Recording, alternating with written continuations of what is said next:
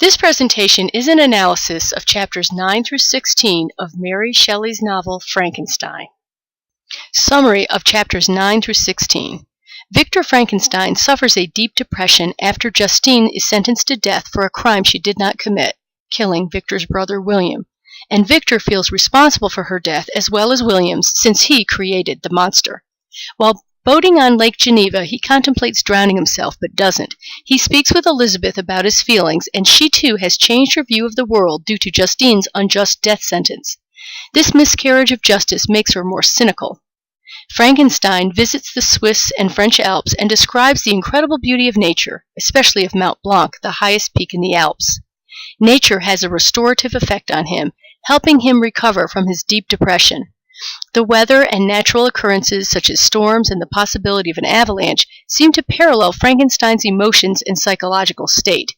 When touring a glacier on Mount Montevert, Frankenstein runs into his creation, and the monster takes him back to a hut he's been living in and tells him the story of what he has been experiencing since his creation when Frankenstein abandoned him. Frankenstein's creature eloquently describes his feelings and experiences using allusions to the Bible, saying he should be Frankenstein's Adam and not a fallen angel, which suggests that Frankenstein has acted like God in creating him, but not godlike when he abandons the monster. He also alludes to Milton's Paradise Lost, saying he feels like a fallen angel, like Satan. He experiences how society rejects and fears him and how he wishes he had someone to love. He tells Frankenstein that he has watched the de Lacy family, Felix and his sister Agatha and their blind father, from a distance, and witnessed what a family should be. He pleads with Frankenstein not to abandon him and describes how lonely and alienated he has felt watching this family, and gives the details of how he has survived a miserable, lonely existence, and reveals that he has learned to speak and read by observing this family. The creature's lengthy conversation with Frankenstein shows that he is intelligent and has human emotions. However, Frankenstein remains unsympathetic and angry with his creature because it has killed his brother and caused him great despair and guilt. The creature explains that he was mostly a benevolent being, helping collect firewood and secretly making repairs in the garden and to the home of the de Lacy family. One day he sees his reflection in a pool of water and realizes he is hideous, and this is one reason society fears and rejects him. He attempts to reveal himself anyway to the de Lacy family, whom he has become so fond of.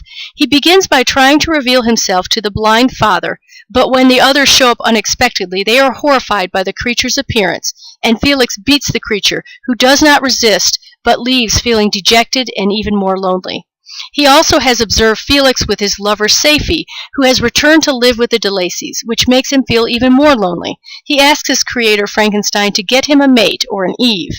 In chapter 16, the creature explains how he ended up strangling William. The de Lacys end up moving, which makes the creature feel abandoned by what he thought was his adopted family. He burns down their cottage and leaves to live off the land. He returns to Geneva to find Frankenstein, and along the way saves a drowning girl, but he is shot in the arm by people who fear him and do not realize he was saving the girl. Embittered, he vows to reject society as they reject him.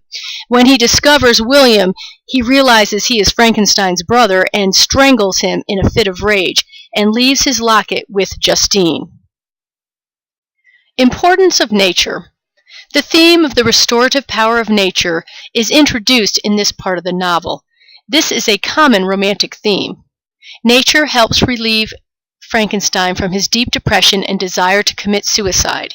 Nature, through the storm on Mount Blanc and the impending avalanche in the Alps, also reflects the feelings of the characters in the novel, in this case, Frankenstein's. These tumultuous natural disturbances parallel Frankenstein's pending conversation with his creature, which reveal both his and the creature's deep emotional despair.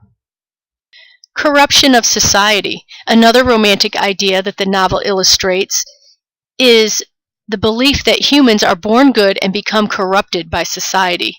Frankenstein's monster is innocent and benevolent and becomes increasingly disillusioned and bitter as he experiences rejection by society, even when he tries to help others and be good. Alienation. Another theme this part of the novel further develops is that of alienation. Frankenstein alienated himself with his 2-year obsessive creation of the monster, as well as afterwards, since he fears letting others know what he has done. He further alienates himself by grief and guilt over knowing that he is responsible for 2 deaths so far due to his creation, that of his brother William and the falsely accused Justine Moritz, who is put to death for supposedly killing William. The creature is also alienated by Frankenstein, who abandons him after creating him, and by society, which rejects Frankenstein out of fear of his grotesque appearance. He also feels alienated by the de Lacy family, who does not feel the affection for the creature as he has grown to feel towards them. Quest for knowledge. The theme of the quest for knowledge is shown by both Frankenstein, who uses his education and intellectual curiosity to create the creature or monster, and the creature's quest for knowledge allows him to learn to speak, read, and gain information about the Bible and even history. With his knowledge, he also gains perspective of the injustices of the world and becomes bitter and resentful. Emotionalism. Another romantic characteristic is the emphasis of emotion over reason. The readers are introduced to the feelings and emotions of Frankenstein's creature in this section of the novel, and the creature becomes a sympathetic character because of how he suffers loneliness and alienation. Doubling. Yet another literary technique used by romantic authors is doubling. Frankenstein and his creature are doubled in that they share many similar traits. Both suffer from a feeling of alienation and loneliness, and are rejected by society, the creature for his grotesque appearance and Frankenstein for playing God by creating the monster which he feels he cannot let others know about. Both also pursue a quest for knowledge with a hunger for learning, which ends up hurting them in some ways. Another way the two are alike is in their desire for a closeness with others, such as family, lovers, or friends. Frankenstein's obsession with creating the monster alienates him from his close friends and family, while the creature has been isolated from others due to his hideous physical appearance and by his creator, who abandoned him as soon as he was created.